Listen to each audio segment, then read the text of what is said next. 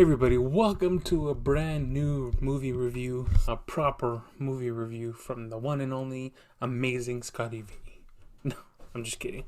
Um, it's been a while since I've been on YouTube.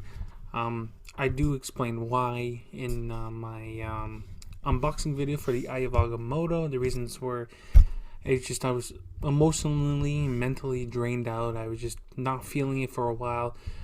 TikTok seemed like the better platform for me, and it still is. If you want, you can go follow me on TikTok because that's where my follower base and that's where I'm getting the most growth at this point in time. But the problem is with me, I don't want to give up on YouTube so quickly. I built this channel with a whole bunch of other guys who helped me out throughout the years to build this channel, and there was times where it was soaring and we thought we were gonna go somewhere. And then there was times where we just hit rock bottom. We don't know what to do. And at this point, I hit rock bottom because I was just drained. So, with my caca out of the way, let's talk about Venom, Let There Be Carnage. So, I don't know when this is going up. I don't know if I'm going to post this Friday or Saturday. But I did see it. And let me tell you, I'm very happy with this movie. Now, before I explain why I was happy with this film, and I'm going to explain some of my likes and some of my dislikes about this film. Full on spoiler warning for you right now. I'm going to spoil the hell out of this movie. So if you haven't seen it, save this video and leave a like and come back to it later and actually put in your watch later column. Okay. So let's talk about the things I did like. So Venom Let There Be Carnage was only an hour and a half. So it was a short Marvel movie, which for the film, for what it was fine. I really liked Woody Harrelson's Carnage. That guy can play any crazy character. I actually liked Carnage because Carnage, Venom are one of my favorite symbiotes and my favorite Spider-Man villains.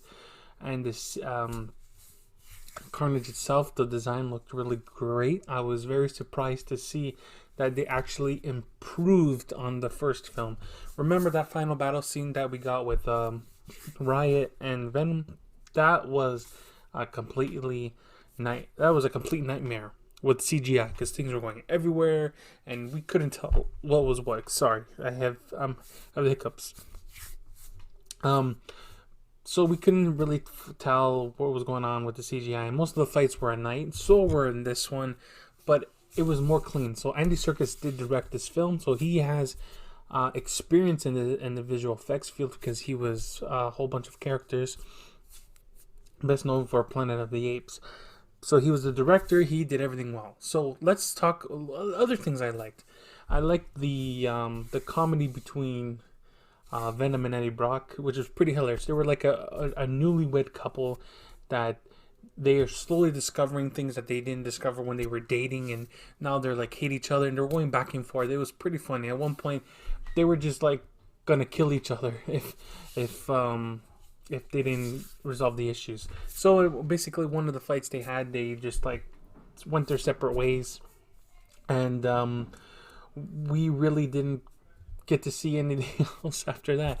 They went their separate ways. Venom went his separate way, and as Venom was going somewhere else, he was attaching himself to other symbiotes, which is pretty cool, and it was just hilarious. And as he was jumping on from person to person, he was getting weaker and weaker because he needs to feed and not starve to death because he needs a host and food and all that. So with that, he ends up going on some other person and he goes to a club. No, it was like one of those clubs where you dress up in a costume and then you have a fun time. And Venom is just there having a good time at the party. He's like bobbing his head and he's like, dang, I don't need Eddie. Eddie is this and Eddie is that. It was pretty funny. Let's talk about some of the things I don't like. It's going to be very quick because I want to go back to the good. And so the bad, I don't like Shriek. She was a pointless character for me personally. I don't care about her. I understand she was Cletus' love companion because she was the only one that didn't bully him and all that kind of stuff. So I really didn't care for her. She was unnecessary. If we just got Cletus with his origin story, because in this film maybe they explain why he went crazy because he killed his grandma and he killed his mom. It was pretty brutal what he did to them. But she was an unnecessary thing. The other thing I didn't like was it was a bit too short. I wish that we got some more character development with Cletus Cassidy and Carnage, because Carnage was there after the whole encounter with Eddie Brock at the prison cell. And yeah, just I wish it was longer, and I wish Venom and Carnage had another fight scene. I wish they had two fight scenes, but they had one fight scene at towards the end, and it didn't drag on, but it was long enough to enjoy. Like, holy shit, so many things were going on, and it was rapid fire, right? So if you weren't paying attention, you would have been lost. And let me say something: if you didn't like the first one, you're not gonna like this one, and if you like the first one, you'll like this one. Now, is this a perfect Venom film? Definitely not. Some comedy moments didn't fit. Like, some things they could have replaced, and it could have been better. In certain things, in terms of comedy, it could have been better. But there were still some jokes that didn't land. I just can't get enough of that final fight between Venom and Carnage. It was so well done. Yes, there is an F-bomb, because in the last movie, Venom said, or Eddie Brock said, F it, whatever. There's another one here. Another thing I wish they could have continued was they killed Cletus Cassidy. So I wish they kept him around to see what they could have potentially done. So overall, number one, CGI was great. The acting was great. Woody Harrelson as Cletus Cassidy Carnage nailed it. I was very happy, very pleased with everything, except for Shriek. And the CGI was so clean. It was so better than the first mess that we got in the first movie. It was more clean. I actually had feelings for Venom, because Venom is my favorite. Like, if it was between Carnage and Venom, Venom is my favorite. Tom Hardy, great job. I can't stress enough. I can't wait to see those two fight. I can't wait to see Tom Hardy and Tom Holland go at it as Spider-Man and Venom. Now, let's talk about the post-credit scene. That I think that's what you clicked this video on to see. I swear to God, if you haven't seen this movie and you're still on this video, I really suggest you leave, unless you want to spoil it for yourself. But this post-credit scene reveals that Venom is now in the MCU. Let me explain. After the events of the movie, Eddie Brock and Venom go on a beach. I can't remember the name of the place they were at. Venom's like, here, I can show you light years of symbiote history and all that kind of stuff. And, Eddie Brock was willing to accept and to view everything. As Venom is showing them things, a big yellow flash happens. Like, things start shaking, everything gets changed. And from the room they were in, changes to another room. And Eddie's like, Venom, hey, did you do that? And Venom's like, no, I didn't do none of that.